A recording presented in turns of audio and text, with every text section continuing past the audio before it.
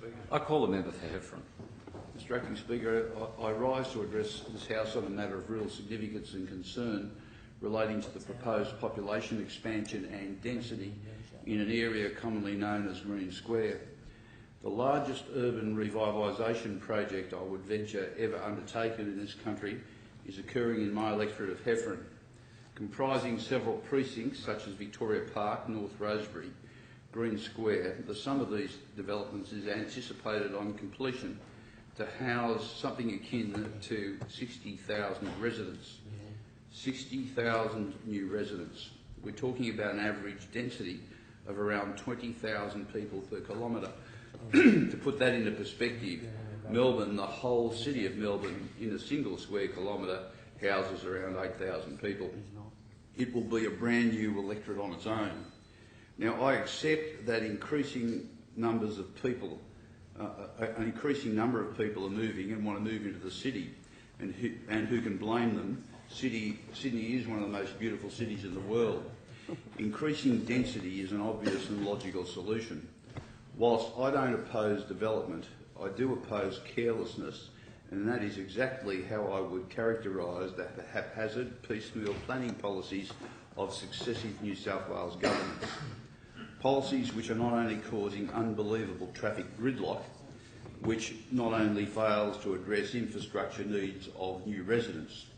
You cannot plan and build increased density without planning associated infrastructure. This is an example of planning failure. And I say again to the House, the largest urban revitalisation project undertaken in this country is an example of a planning failure. The density has been created without any infrastructure, and huge increases are still to come. Apart from gridlocks in the streets, the schools are full, the hospitals are full, the ambulances can't get through the streets, people can't fit on the buses at peak periods, and the buses can't move in the streets. This is an example of how planning has not worked. Planning not only involves planning for future population densities, it involves planning for infrastructure associated with those densities. That is, that you must plan the roads, the public transport, the schools, the hospital, water and sewerage, social services, and all those associated infrastructures, and they have to be paid for. Now, what's happened in the area known as Green Square is the population density has arrived with no infrastructure and with no funds to fund that infrastructure and no plans or solutions. Just simply offering, for example, the suggestion of one light rail network to be built off in the Never Never is not a solution. The solution is to plan, and the solution is to fund. Fund by developer contributions, but understand the nature of the infrastructure that has been demanded. I can tell this House, Mr Acting Speaker, that every school of mine is full, both the Catholic and independent schools and the primary schools and all but one high school are completely at capacity.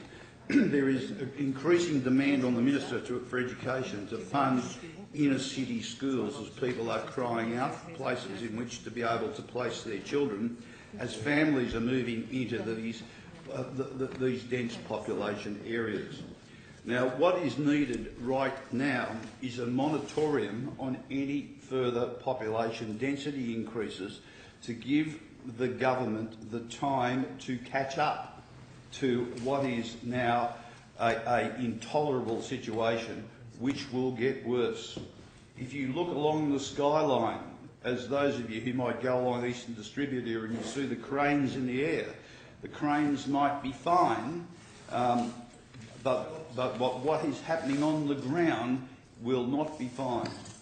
So the $1 million apartments that are being sold off in areas like Zetland with no car parking will be the ghettos of tomorrow unless infrastructure is constructed and supported.